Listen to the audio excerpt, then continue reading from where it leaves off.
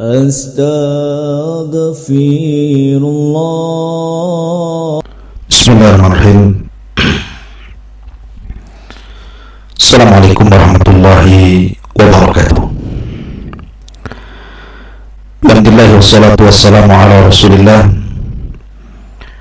wa ala alihi wa sahbihi wa mawalah wa la hawla wa la quwata illa billahi wa ba'du.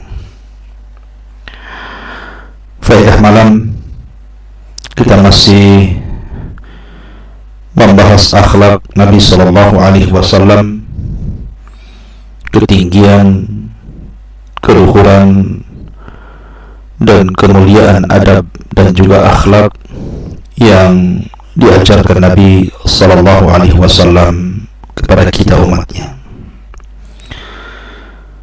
Malam ini kita akan membahas tentang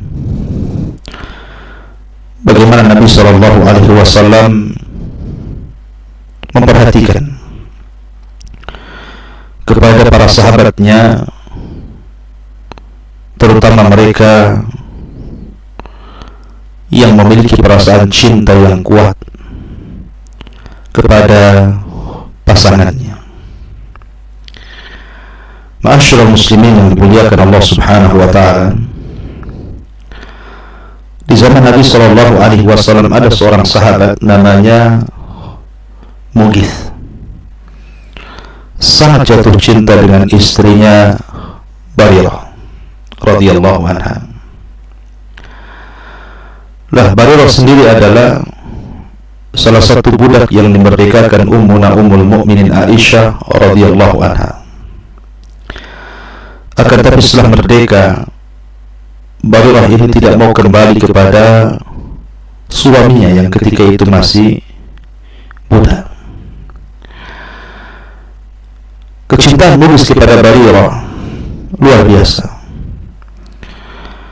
Dia terus meminta Barirah untuk kembali, tapi Barirah senantiasa menolak suaminya Mughith dan tidak mau kembali dan ingin fasakh nikah.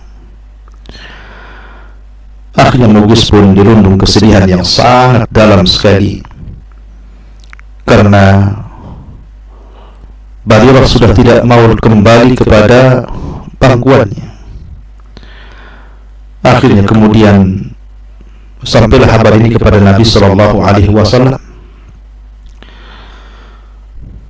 Maka kemudian Nabi Sallallahu Alaihi Wasallam memanggil Barirah karena melihat kesedihan yang mendalam dari Mughith dan ingin kembali kepada Barirah. Kata Nabi Sallallahu Alaihi Wasallam, "Irji, wahai Barirah, kembalilah engkau kepada Mughith suamimu." Tapi Barirah mengatakan, "La, walau a'tani kada wa kada alayya an amdi ma'ahu laylatan ma badaltuhu."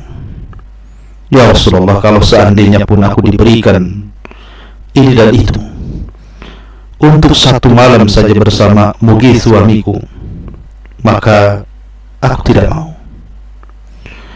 Maknanya cintanya sudah hilang daripada Mughith, sementara cintanya Mughith terlampau berat dan besar kepada Barirah. Maka Nabi Sallallahu Alaihi Wasallam terus mengatakan, "Irji, kembalilah wahai Barirah, kasihan suami Mughith." Tapi kemudian Barirah mengatakan, "Apakah engkau memerintahkan diriku wahai Rasul? Apakah ini sebuah perintah?" Artinya kalau ini sebuah perintah, maka aku akan kembali kepada Mughith. Tapi kalau ini hanya sekedar pilihan saja, maka aku tidak akan kembali kepada Mughith. Dan Rasul mengatakan, "Innama ana ashfa', saya hanya mengharap saja engkau kembali kepada Mughith." Tapi Barirah tetap mengatakan, "La hajata li fi, aku sudah tidak mau kembali kepada Mughith." Akhirnya Nabi Sallallahu Alaihi Wasallam pun kemudian tidak bisa memaksa Barirah kembali kepada Mughith. Takjubnya Nabi Sallallahu Alaihi Wasallam kepada Barirah dan juga kepada Mughith, sampai Nabi Sallallahu Alaihi Wasallam ketika berdua bersama pamannya Abbas ibn Abdul Muttalib, Nabi SAW mengatakan, "Atajabu min hubbi Mughith Barirata wa min bughdi Barirata Mughithan yalhaqu biha fi shikakil madinati wa huwa yabki ashaddal buka ala firaqiha." Wahai Abbas, tidakkah kau heran bagaimana kecintaan Mughith kepada Barirah dan bagaimana kebencian Barirah kepada Mughith? Mughith sampai mengikuti jejak langkah Barirah di gang-gang kota Madinah sambil menangis karena tidak mau berpisah dengan Barirah, tapi Barirah tetap mau berpisah dengan Mughith. Ma'asyiral muslimin yang dimuliakan Allah Subhanahu wa taala, lihat bagaimana Nabi SAW tahu tidak mungkin memaksa hati seseorang, tetapi Nabi SAW pun paham hati Barirah kepada Mughith dan Mughith kepada Barirah. Ma'asyiral muslimin yang dimuliakan Allah Subhanahu wa taala, begitulah Islam mengajarkan bagaimana bersikap dengan perasaan orang lain.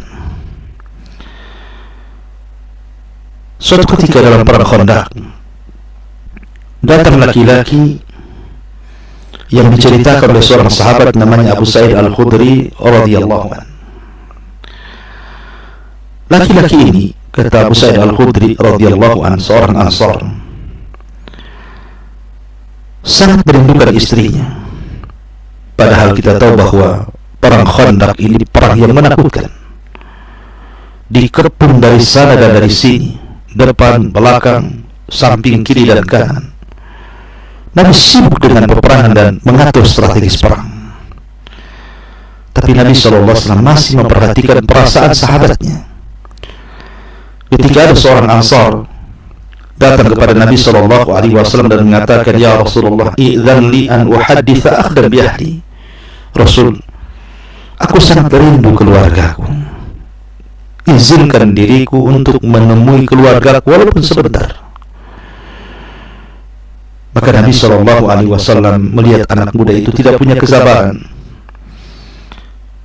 dan ingin menjumpai keluarganya dalam kondisi yang sangat genting ini. Nabi SAW tetap memperhatikan perasaan orang lain, dan Nabi pun kemudian mengizinkan laki-laki ini untuk sebentar menemui keluarganya. Tetapi Nabi pun memperingatkan kepada laki-laki Ansar ini, "Khudh 'alaika silahak wa inni khasyid 'alaika min Bani Quraidah." Tapi ingat, ketika engkau menjumpai keluargamu, jangan lupa bawa senjatamu, karena aku takut kalau seandainya terjadi sesuatu dengan dirimu dari orang-orang Bani Quraidah. Ma'asyiral muslimin yang dimuliakan Allah Subhanahu wa taala, suatu ketika Hajjatul Wada, haji perpisahan Nabi SAW, yang tidak ada haji setelahnya karena setelahnya Rasul wafat.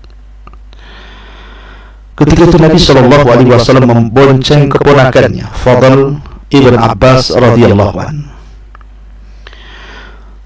Ketika Nabi SAW membonceng Fadl ibn Abbas, tiba-tiba dihentikan oleh seorang wanita yang sangat cantik, wanita yang sangat menarik, wanita yang sangat indah, ingin meminta fatwa kepada Nabi SAW sementara Rasul berada di atas tunggangannya yang sedang membonceng Fadl ibn Abbas radhiyallahu anhu.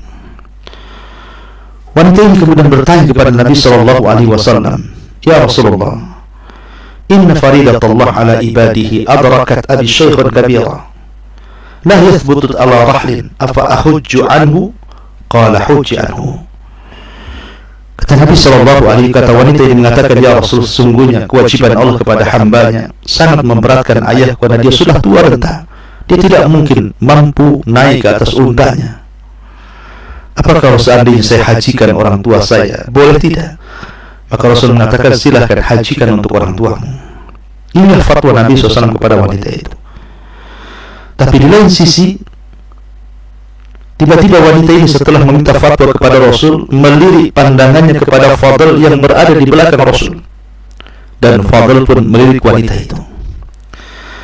Maka Nabi SAW kemudian mendorong dagunya seperti ini agar Fadl jangan melihat wanita itu.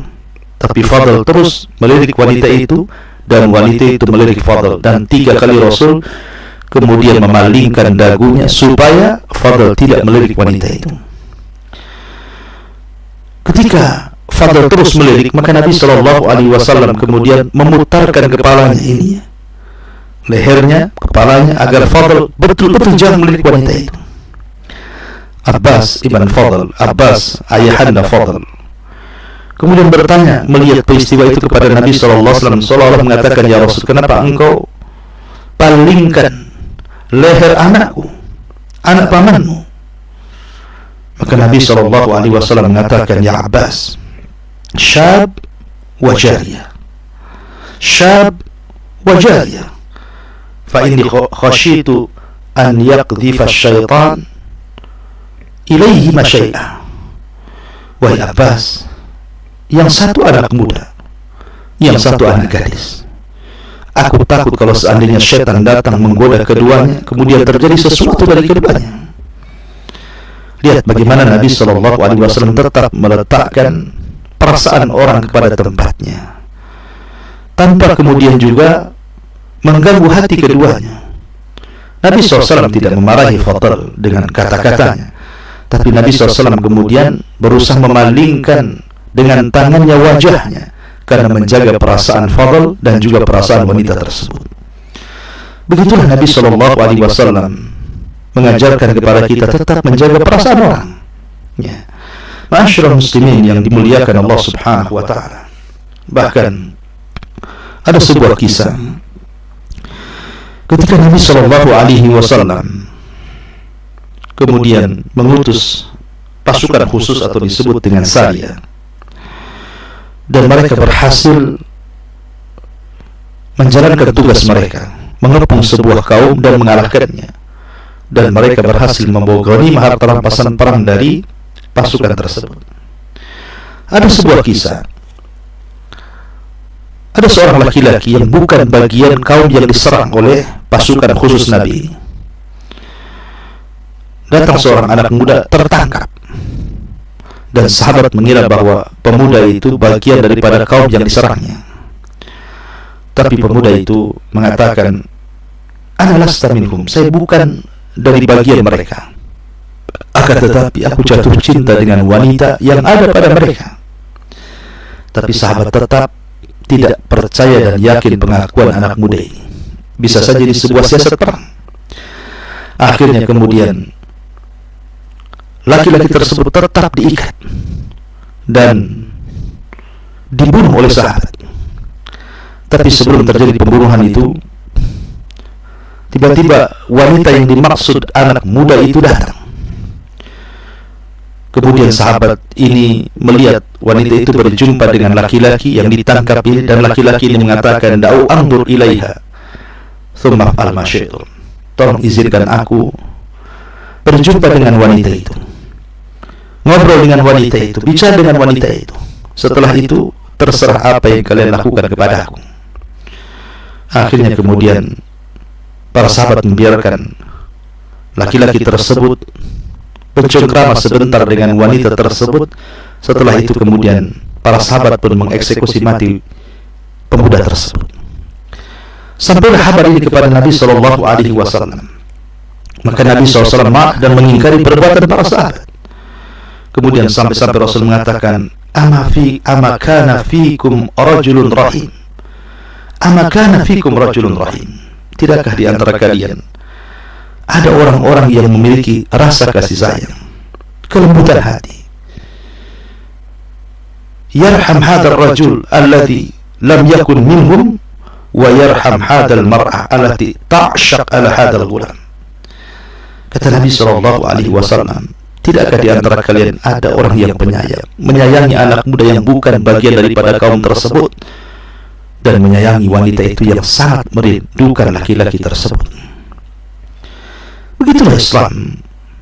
Islam tidak melarang seseorang jatuh cinta, seseorang menanamkan rasa kerinduan kepada yang berbeda jenis. Akan tetapi Islam tetap berusaha mendudukkan supaya cinta itu betul-betul ada pada tempatnya, sehingga Nabi Shallallahu Alaihi Wasallam sampai bersabda dalam sebuah hadis, lam yura lil mutahabaini mithlun nikah. Aku tidak pernah melihat bagaimana kecintaan yang penuh yang terjadi kepada orang yang sudah melangsungkan pernikahan. Ma'asyiral muslimin yang dimuliakan Allah Subhanahu wa taala. Bahkan ketika Nabi SAW hijrah dari Mekah ke Madinah, kemudian Nabi melihat alamul Madinah, tanda telah masuknya kota Madinah, maka Nabi SAW sangat rindu ingin segera masuk ke kota tersebut sehingga mempercepat jalannya, karena kerinduan Rasul kepada kota Madinah. Ada sebuah peristiwa yang diceritakan Jabir bin Abdullah radhiyallahu an dalam sebuah peperangan. Jadi ketika Jabir bin Abdullah radhiyallahu an bersama Nabi SAW dalam peperangan dan juga sahabat-sahabat yang lainnya dan mendapatkan kemenangan, kemudian mereka pun qafilina raji'in, pulang kembali ke kota Madinah, maka Nabi SAW mengatakan kepada para sahabatnya, man ahabba an yata'ajjal ila ahlihi falyata'ajjal. Siapa di antara kalian yang ingin segera menemui keluarganya dan rindu dengan keluarganya, segera pulang. Silakan aku izinkan, pulang segera, temui keluarga kalian. Tiba-tiba kemudian Jabir bin Abdullah radhiyallahu anhu bersegera mengambil untanya. Sayang untanya Jabir ini lambat jalannya, sehingga Nabi SAW bertanya kepada Jabir, malaka ya Jabir, ta'ajjalta, ada apa engkau hai Jabir, kenapa terburu-buru tergesa-gesa? Maka Jabir mengatakan, inni kuntu hadithu ahdi bil ursi ya Rasul, aku ini baru menikah, aku sangat rindu dan merindukan istriku. Maka Nabi SAW mengatakan, abikran am thayyiban, apakah engkau menikah dengan gadis atau dengan janda wahai Jabir? Maka Jabir mengatakan, bal thayyiban, bahkan dengan seorang janda wahai Rasul. Maka Nabi SAW mengatakan, fahalla bikran tula'ibuha wa tula'ibuka, tidakkah engkau memilih seorang gadis supaya engkau bisa lebih bermesraan dengan dia wahai Jabir? Maka kemudian Jabir mengatakan, ya Rasulullah, sungguhnya aku bukan hanya mencari pasangan hidupku, tapi aku juga ingin mencari ibu bagi adik-adikku, karena memang orang tua sudah meninggal. Maka Nabi SAW kemudian menasihati Jabir dan mengatakan, amhilu hatta tadkhulu laylan likai tamtashita asya'ithatu wa tastahidda al-maghibatu. Kata Nabi SAW, tidakkah engkau melihat waktu yang tepat wahai Jabir?